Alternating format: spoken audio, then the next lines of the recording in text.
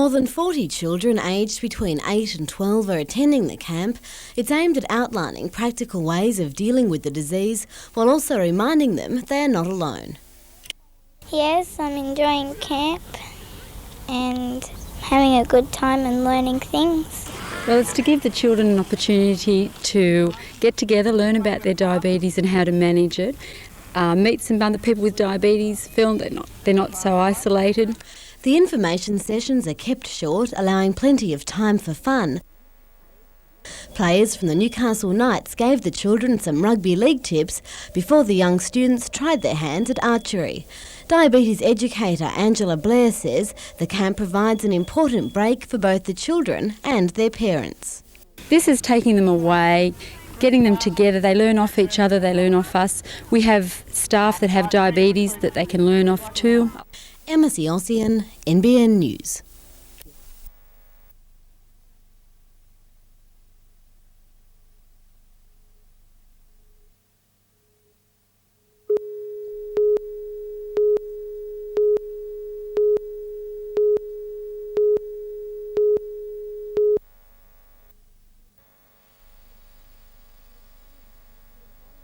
The swollen Barwon River broke its banks a week ago. It peaked yesterday afternoon at 7.8 metres, making it the largest flood the town has experienced in more than 20 years. The 400 residents of Mungandai are isolated and they are expected to be cut off from the outside world for at least the next 2 weeks. But while the town is ringed by a sea of brown, swirling water, townspeople and their homes are being kept dry by a bank of sandbags. Mungandai is faring well. Our levee banks are holding up extremely well. We've been coping with a few minor maintenance problems. By day, police and SES volunteers are joined by hundreds of residents filling sandbags and moving stock to higher ground. By night, residents patrol the levee banks in 2-hour shifts, watching for any sign of the water that might defeat them. We did a minor repair on the levee bank earlier this morning, but that's fine. We don't expect any problems with the levee banks. While floodwaters started to recede today, residents will spend an anxious week waiting for the river to peak again. Rain from Gundawindi on the Queensland side of the border is expected to flow down the Barwon, reaching Mungandai by the end of next week. And while the prospect of further flooding is real, residents are in good spirits. Nobody's certainly panicking at this stage. We don't expect them to. For the moment, there is little they can do but sit tight and continue to watch for any breach in the sandbags. Alison Bone, NBN News.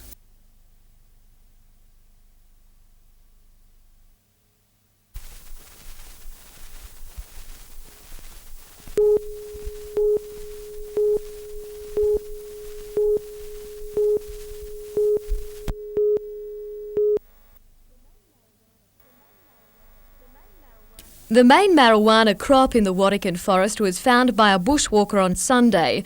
Early today, police went into the area and located the plants. They were bundled together and then winched out by Polea. At a nearby picnic area, the helicopter set down the load. It was during the removal of the plants that another 3 crops were found nearby. Altogether, police seized around 500 plants with a street value of more than $1 million.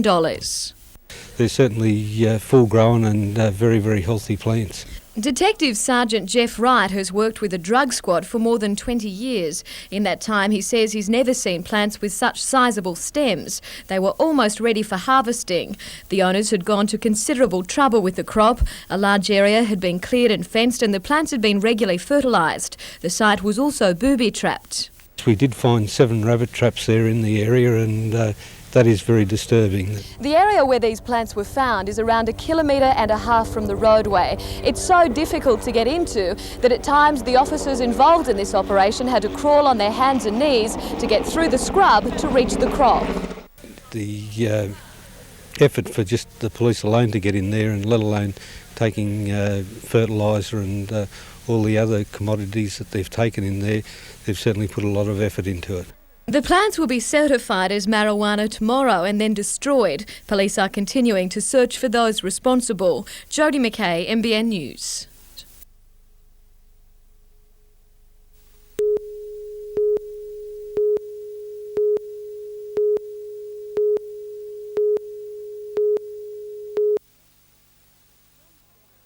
John Skenner of Arcadia Vale was all smiles when the member for Charlton, Bob Brown, awarded him the Australian Service Medal with Clasp Japan almost half a century after his return. I think we're hiding our cigarettes. You've been speculating now.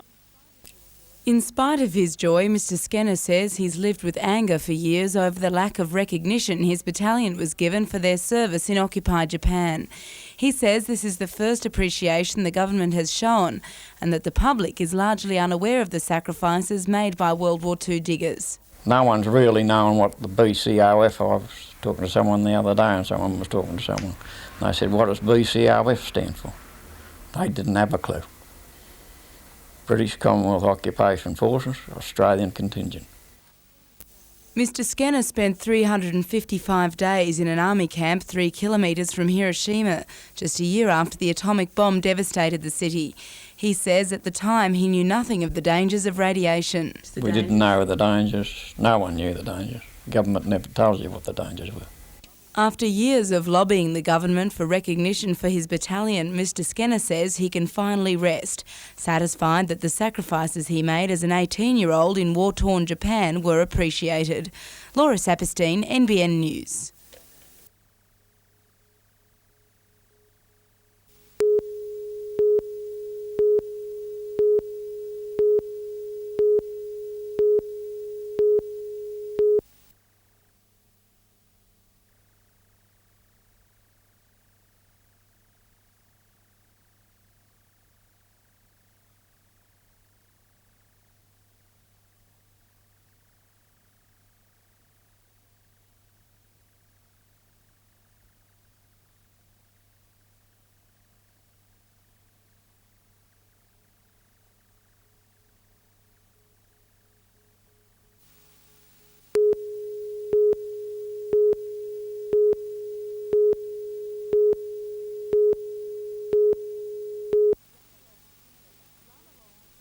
Run along similar lines to the Grafton Bridge to Bridge, the town to Torres will see skiers tackling a gruelling 60-kilometre course at breakneck speeds.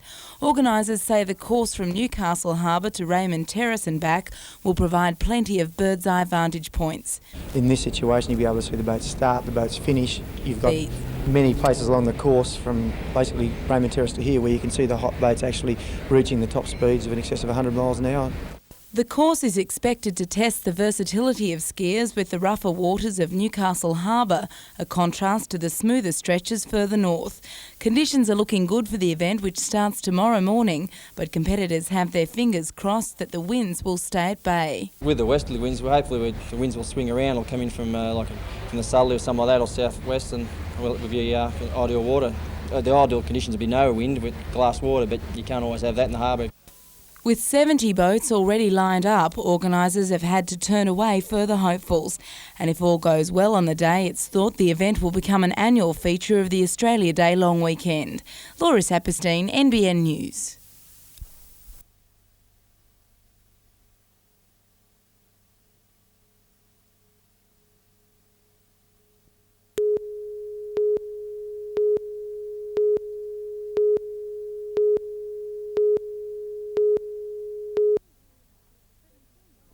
"17-year-old Mark was surfing at 1 Mile Beach near Nelson Bay last month when he was struck by lightning. The swift attention of Port Stephens lifesaver Jason Lambert was the difference between life and death as the unconscious youth was dragged from the water.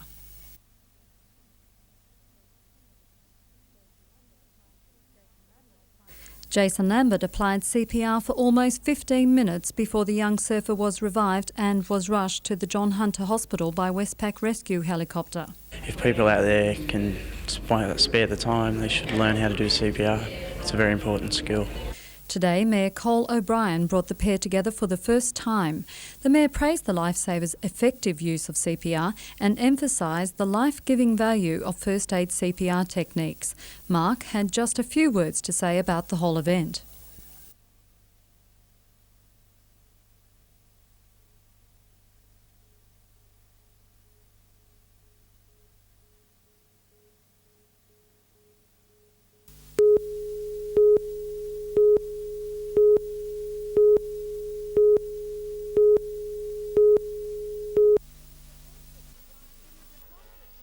It was a concert to rival the Tamworth Country Music Festival. James Blundell was there along with Gina Jeffries, and their music was enjoyed by thousands of people.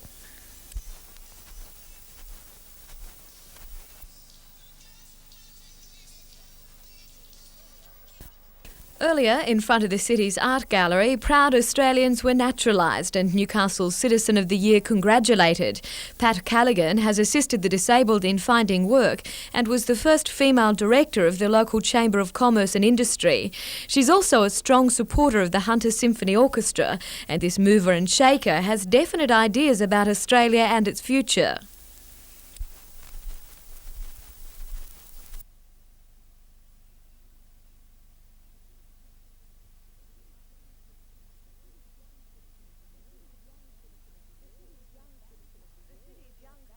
The city's Young Citizen of the Year is Kent Valentine of Merriweather High School.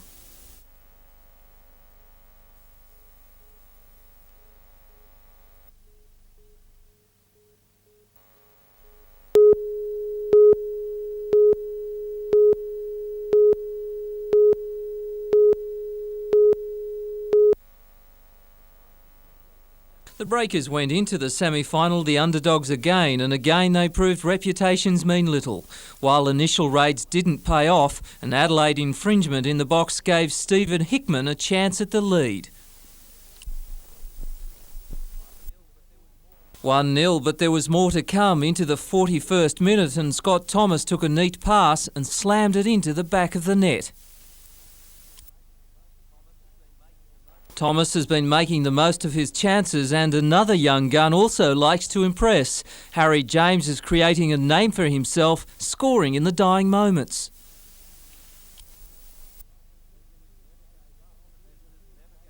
The visitors never gave up. A clever move gave them a goal near the end, reducing the score to Newcastle 3, Adelaide 1. The Breakers now go on to play South Melbourne in Melbourne tomorrow night in the final of the Johnny Walker Cup. Peter Ryan, NBN News.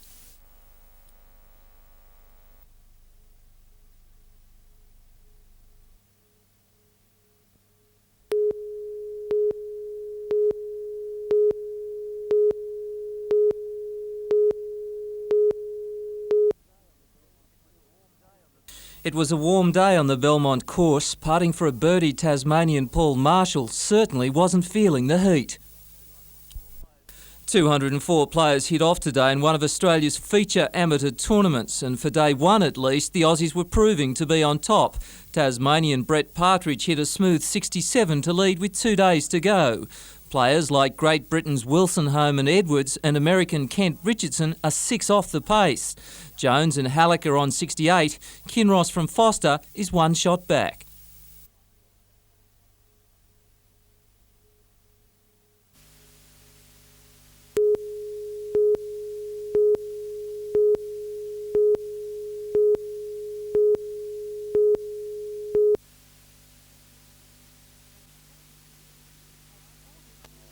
At sporting fields, in parks and by the seaside, images of everyday Australia oozed into that famous dazzling summer sunlight.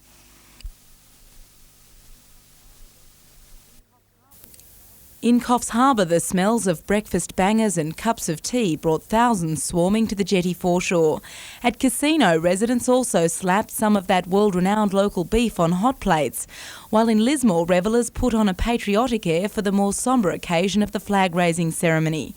In Raymond Terrace, the merry-go-round of Aussie activities was too much for some of the youngsters, who caught a little shut-eye amid the hurly-burly. Australian musicians also came out of the woodwork by the hundreds to drum up some birthday sentiment, with bush bands a standard addition to almost every party.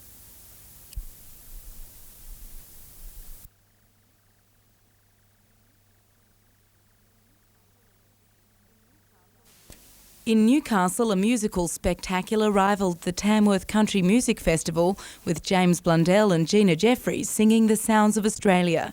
Across the Hastings, sounds of a different sort rang out as the 48th Regiment fired the historical cannon from North Brother Mountain at Camden Haven. It was also one day of the year for every town to honour its silent achievers, with Citizen of the Year awards conferred on those who give to the community day in and day out. Several locals were also distinguished with a place on the National Honours List. Grafton's Michael Moy, a typical example of a battler caring more for others than himself. Mr Moy was honoured for years of service to the disabled.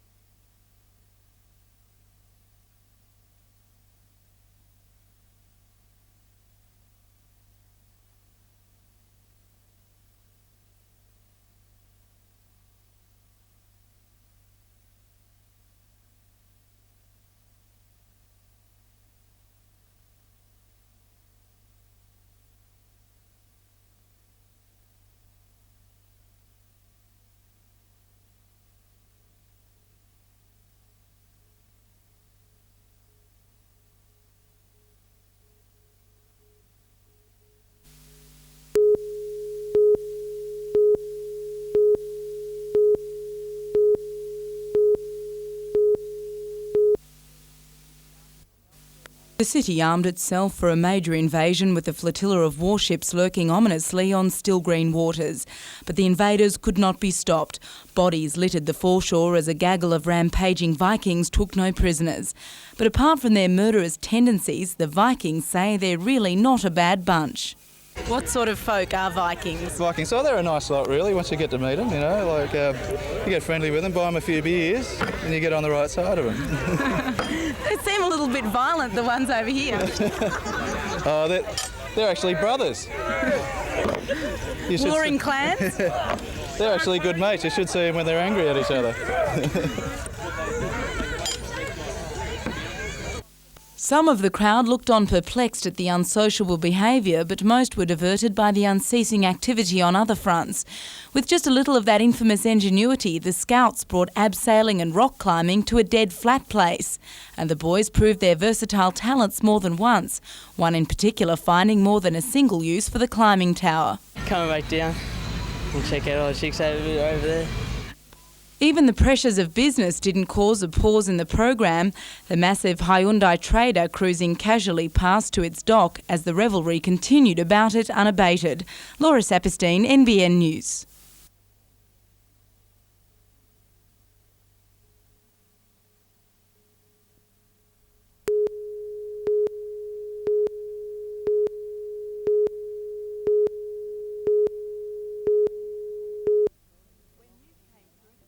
When news came through this morning that the long-pending announcement was on the verge of being made, local politicians were a hard commodity to find in the Hunter.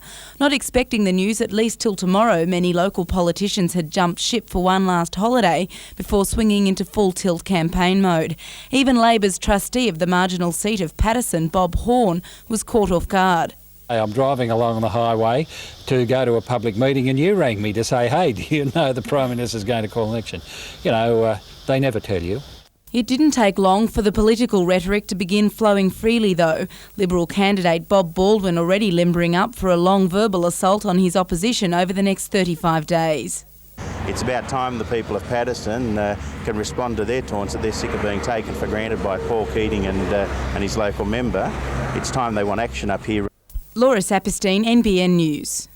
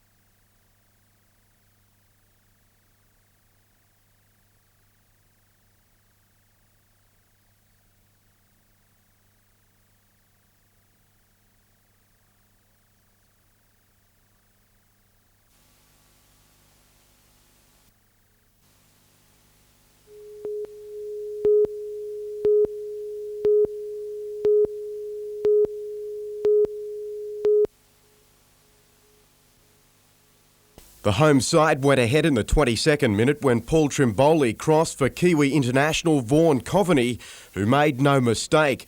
10 minutes before half-time, a poor clearance from Craig Carter fell at Trimboli's feet, the Breakers conceding a penalty. Steve Granopoulos made no mistake from the spot for a 2-0 lead. The bookings continued in the second term, 7-all for the Breakers, before Troy Halpin engineered Newcastle's first, Steve Hickman cleaning up after the rebound from the woodwork. But Coveney's second in the 74th minute was enough to secure the cup final, which was soured when referee Simon Mikulev dismissed Glenn Sprott and Glenn Moore for professional fouls in the closing stages.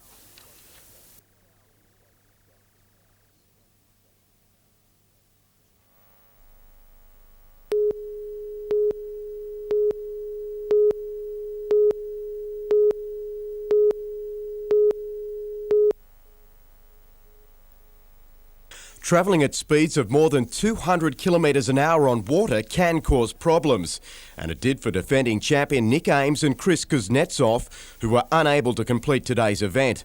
The latter's spill reduced the race to 23 laps, but that was enough for Queensland's Graham Jeffries in the Castrol entrant to beat home Neil Hancock and the field's only female entrant, Kay Marshall. The Formula 2s were also cut short with a crash on the final lap, with Castrol's Peter Spicer winning from Chris Wright and Rod Borson.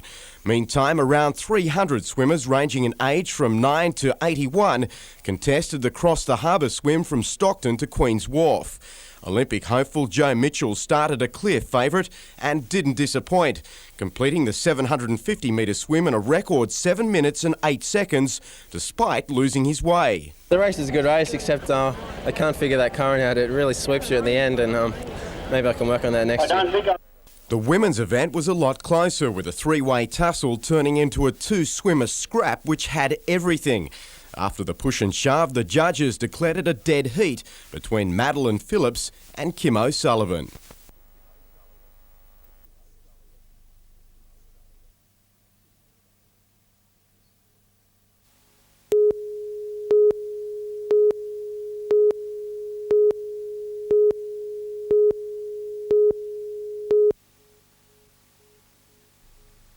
Months after 2 buildings were destroyed in the fierce blaze, Toronto High is slowly rising from the ashes. Downstairs in A Block, 9 new classrooms have been rebuilt, the computer, general and special education rooms representing the start of the second stage of the school's $4 million upgrade. The next development will be the Block D, which will be a science block. Tenders are being let now and that should be completed in July. Meanwhile, the region's teachers headed back to staff rooms today, preparing for this week's onslaught, when around 84,000 students returned to school. Stores stocking school uniforms reported good trading, with a last-minute surge in back-to-school sales. Years 7, 11 and 12 start tomorrow, along with Year 1 to 6 pupils. They're followed on Wednesday by Years 8, 9 and 10. Throughout the week, more than 7,000 kindergarten students across the region will begin lessons. The Education Department advising parents to contact local schools for starting dates. Vanessa Spark, NBN News.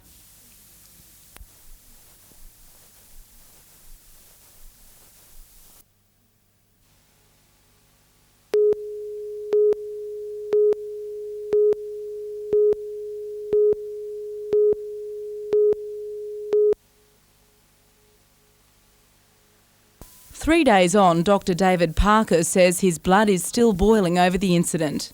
What had happened to freedom of speech and democracy? On Australia Day, he attended celebrations at Spears Point to shake hands and hand out campaign material. When security people asked him to leave, he demanded to talk to whoever was in charge and was taken to Lake Macquarie's General Manager, Robert Gray. Very rude, very condescending, and he said that if I didn't stop, if I persisted, he would have me physically removed. And I took that as a physical threat. Dr. Parker says the sting in the tail is that other politicians, including local member Peter Morris, gave official speeches during the festivities. He plans to pursue the matter further by making an official complaint to council. Meanwhile, in the area's political hotbed, Paterson, the federal election campaign onslaught has now begun in earnest. Shadow Minister for Industrial Relations Peter Reith was the first political bigwig to woo voters after the election date was announced on Saturday. But in Maitland, it seems election fever has not yet hit the voters. Every news on wireless or on TV, like I just said, everywhere, it's that one about that one, that one about that one, they're fighting and calling names and all that. Sick to the bone of it. Mr Reith admitted that complacency is a major hurdle, but a little predictably pointed the finger at his opposition. The reason is that people have been lied to, particularly in the last 13 years. But while the people of the Lower Hunter may be suffering political burnout, the politicians themselves aren't taking the hint. As a crucial seat, Paterson can expect the high-level visits from both sides of the political fence to continue over the next few weeks. Laura Saperstein, NBN News.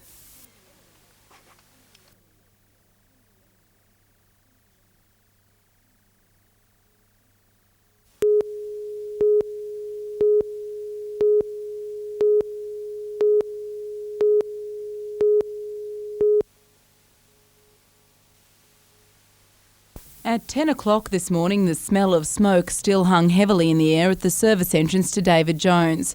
Staff waited outside to be given the all clear by management and police to re-enter the building. Others manned public entrances, turning away customers till power was restored throughout the building. The fire broke out at about 2 p.m. in a high-voltage switch room during Sunday trading. The store was evacuated as firefighters isolated the blaze and set about minimising smoke and water damage from sprinklers. The main damage was caused in the food hall where a water pipe burst. The problem we have is with a food hall you have a refrigeration cutout, but we've had new stocks being delivered this morning. Management today praised the efforts of staff and fire crews for a clockwork evacuation and said their quick work limited the damage bill to about $10,000. Though electricians worked through the night, the store remained closed until 2:30 this afternoon while power was fully restored. Laura Saperstein, NBN News.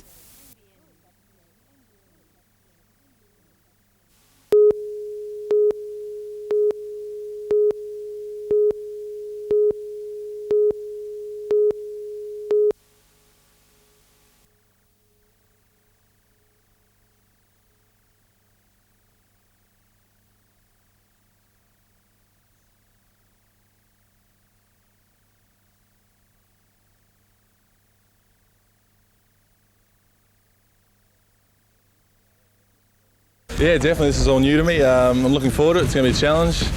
There's a great bunch of guys down here, and I think, yeah, it's going to be fun. I'm looking forward to it.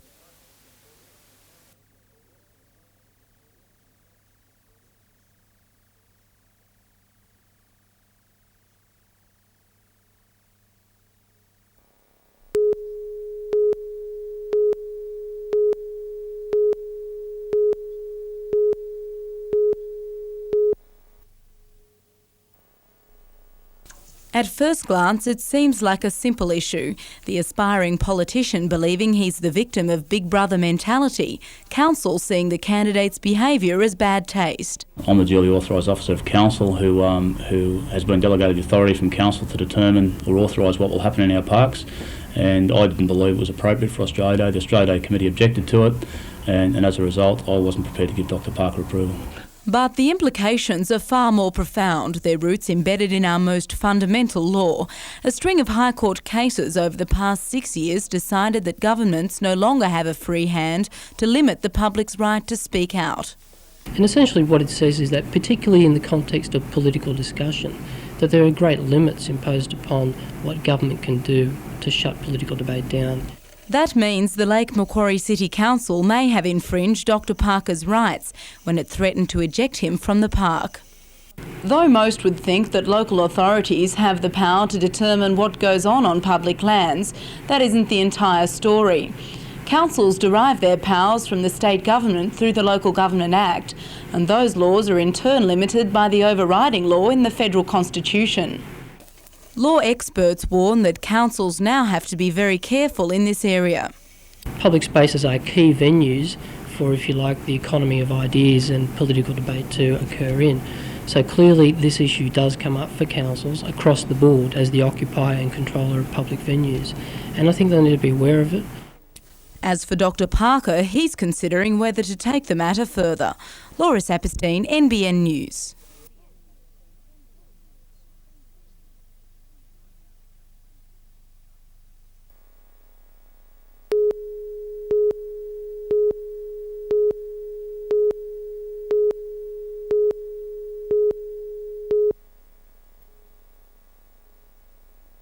A preliminary development application for a $10 million shopping and apartment complex on Memorial Drive in Foster was submitted in January last year. Since then, the developers Sheriff Eggins and the South Sydney Junior Rugby League Club have been at loggerheads with council over a number of features in the 5-storey complex. In a letter recently sent to council and the Great Lakes Advocate, the developers accused council officers of delaying the application and threatened to take the matter to court. Council has not had the benefit of a report on the subject and is not totally acquainted with this matter. So I couldn't say whether Council is responsible or got anything to answer for in this case. But I think that, as I repeat again, it does reflect badly on us that it's been let go to this extent. David Hilliard, the architect of the complex who's based in Newcastle, today said he sent a letter to council threatening legal action as a last resort to get answers out of council officers because they were being totally uncooperative. The impasse centres on the height of the 5-storey proposal, which exceeds the 3-storey limitation on buildings in the CBD. Developers say their 1,900 square metre development should be exempt from the ruling, which they say applies only to sites 100 square metres or smaller. Council is expected to discuss the matter at a meeting next month. Simone Cobb, NBN News.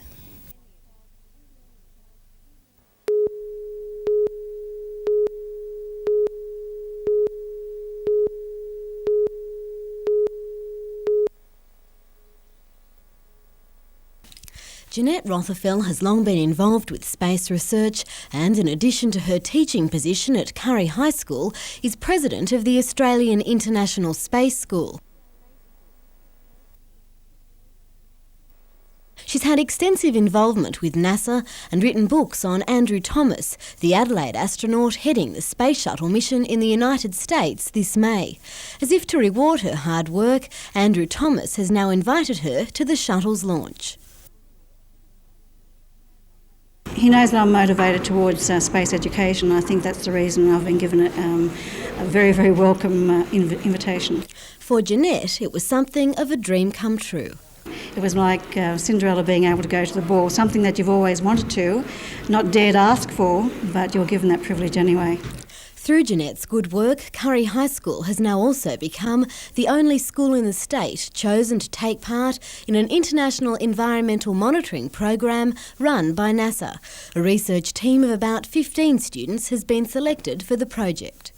To just investigate about the ozone layer and the way that it's affecting us at the moment in Australia. There's only us here and 2 other schools in Australia doing this, so it's pretty good to be able to do something like this. This was a pretty spectacular day for all of us. Emma Siossian, NBN News.